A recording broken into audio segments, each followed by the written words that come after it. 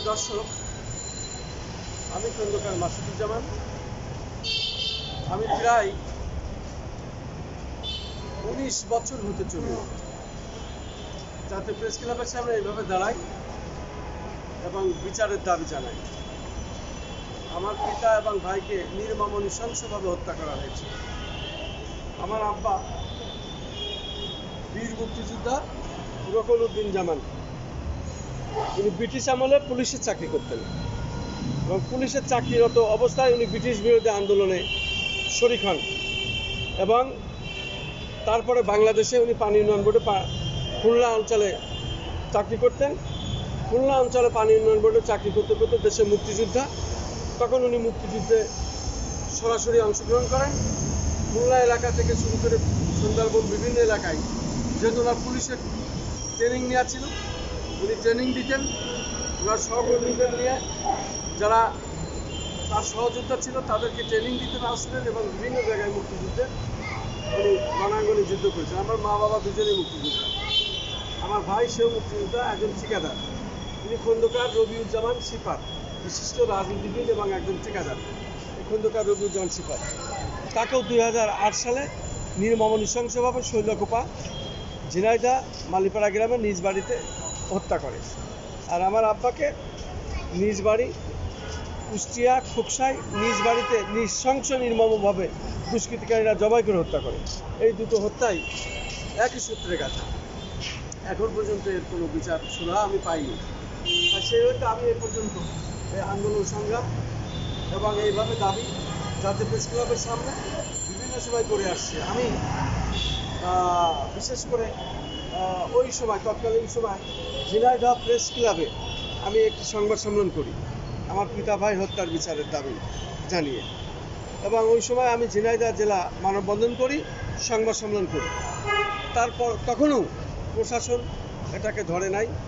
আমি ঝিনাইদহ জজ কোর্টে ম্যাজিস্ট্রেট কোর্টে মামলা করি, আদালত তখন মামলা খারিজ করে দেয়। আমি হাইকোর্টে আসি, হাইকোর্টে আসার পরেও মামলা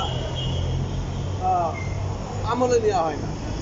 আসলে তখন ছিল আওয়ামী লীগ সরকার, তারা সরাসরি এটা জড়িত ছিল এই হত্যার সাথে। যেহেতু জয়নাল হাজারি জড়িত ছিল, আমাদের এলাকার এমপি মন্ত্রীরা জড়িত ছিল, আরও অনেকেই যারা মাফিয়ার সাথে জড়িত ছিল, যারা এই টাকা পয়সা লুটপাট করে খেয়েছে তারা জড়িত ছিল।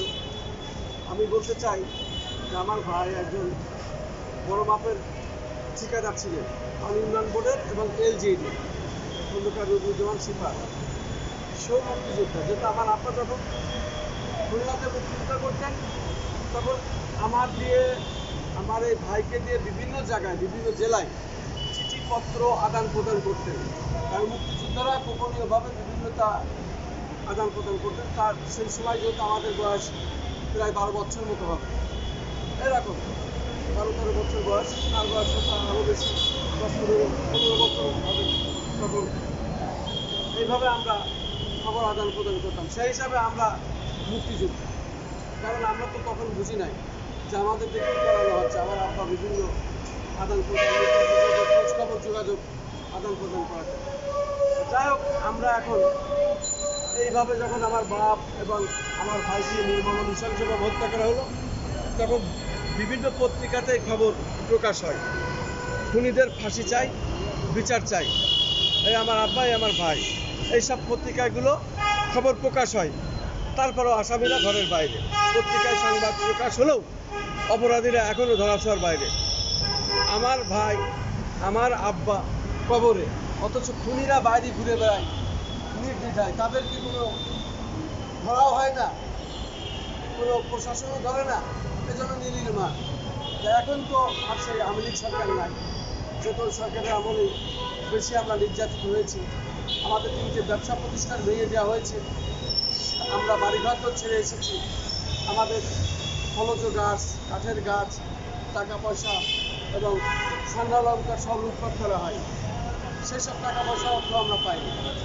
এইগুলো আমরা এখন বিচার চাই, ন্যায় বিচার চাই। আমরা এই যে আমার ভাইয়ের বউ, সেও এই খুনির সাথে জড়িত আছে, সুলতানা পাড়া, সেও এই মাফিয়াদের সাথে জড়িত থেকে ভাইয়ের হত্যার নীল নকশার সাথে জড়িত আছে এবং সমস্ত টাকা পয়সা সে ছিনিয়ে লুটিয়ে নেয়। নিয়ে তাকেও ধরে রিমান্ডে নিলে সব রহস্য পাওয়া যাবে। ফেনীতে আমার ভাই একটা বড় কাজ নিয়ে যান, রাস্তার কাজ। ফেনীতে কাজটা যখন সম্পন্ন করেন, কাজটা সুসম্পন্ন হওয়ার সাথে সাথে তখন জয়নাল হাজারী তাকে তার বাহিনী অস্ত্রশস্ত্র দিয়ে তাকে ধরে নিয়ে যায়। ধরে নিয়ে গিয়ে একটি ঘরে আটকিয়ে তখন জনতা ব্যাংকের ম্যানেজারকে ডেকে এনে সমস্ত কাজের চেক জোর করে লিখে নেয়। তারপরে আমার ভাই মেধাশূন্য হয়ে পড়ে, পাগলের মতো হয়ে যায় যে এত টাকা আমি শেষ করলাম, খরচ করলাম, বাকি দিনা ধার দিনা, টাকা কোথার থেকে দেবো। অথচ সেই জয়নাল হাজারীর বিচার আজও হয়নি। আমার ভাই সমস্ত টাকা পয়সা এবং এই কাজের ভিতরে আমাদের সাংসারিক সবার টাকা পয়সা এখানে ঢুকানো আছে এরকম বিভিন্ন জায়গায়। সেই টাকা পয়সা না পেলে আমরা এখন পথে পথে বেড়াচ্ছি। আমরা ক্ষতিপূরণ সহ সব চাই, কারণ এই টাকা জয়নাল হাজারী নিচ্ছে, মাফিয়ারা নিচ্ছে, ওই মাফিয়ারা টাকার ভাগ বাজারি করে নিয়েছে, এমপি মন্ত্রীরা জড়িত ছিল। আমি এই টাকা ক্ষতিপূরণ সহ চাই। সমস্ত পেপারসপত্র কাগজপত্র আমাদের রাখা আছে এবং হাইকোর্টে আমাদের একজন উকিল আছেন, তার কাছে রাখা আছে এবং এই কাগজপাতি দেখে এই বিচার যদি করা যায়, ন্যায় বিচার, আমরা কয়েকশো কোটি টাকা পাবো। আমাদের সমস্ত ক্ষতিপূরণ দিলে বলে কয়েকশো কোটি টাকা আসে। আমি এই বিচারের মাধ্যমে, ন্যায় বিচারের মাধ্যমে অন্তর্বর্তীকালীন সরকার প্রধানের কাছে আমার দাবি, ন্যায় বিচারটি করুন, আমাদের পিতাভাই হত্যার বিচার রহস্য বের করুন, রিমান্ডে নিন আসামিদের ধরে এবং বিচারের মুখোমুখি করেন। আমাদের যে ধন সম্পত্তি টাকা পয়সা লুটে নিয়েছে, আমি সেগুলো ফেরত চাই, ক্ষতিপূরণ চাই এবং ন্যায় বিচার চাই, খুনিদের ফাঁসি চাই। আমি দীর্ঘদিন ধরে এই বিচারের দাবি জানিয়ে আসছি।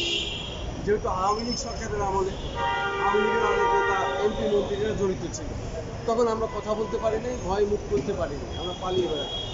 আমাদেরও ঢাকাতে মারার চেষ্টা করা হয়েছে। আমার ভাই, ছোটো ভাইটা ফাইন্যান্সিয়াল সেক্টরেছে একটি ইংলিশ পত্রিকায় সে কর্মরত, তাকেও গাড়ি দিয়ে চাপাইয়ে মারি ফেলার চেষ্টা করা হয়েছিল ঢাকাতে, একটি প্যারাডো গাড়ি, তার উপরে চাপ দিয়ে সে আহত হয়ে পড়ে।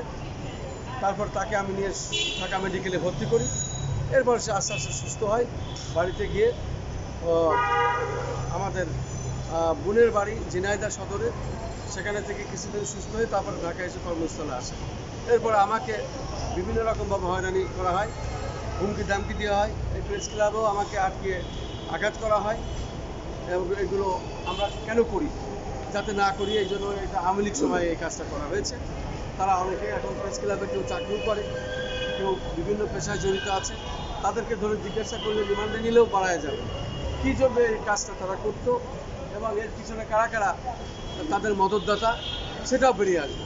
আমি চাই প্রকৃত রহস্য উদ্ঘাটন করে যারা খুনি, প্রকৃত খুনিদের বিচারের আওতায় এনে দৃষ্টান্তমূলক শাস্তি দেওয়া হবে এবং আমাদের যে অর্থ সম্পদ লুটে নেওয়া হয়েছে, আমরা সেই সব অর্থ ফেরত চাই, ক্ষতিপূরণ চাই। আজকে থেকে আমি প্রেস ক্লাবের সামনে এখানে শেষ করছি। আসসালামু আলাইকুম।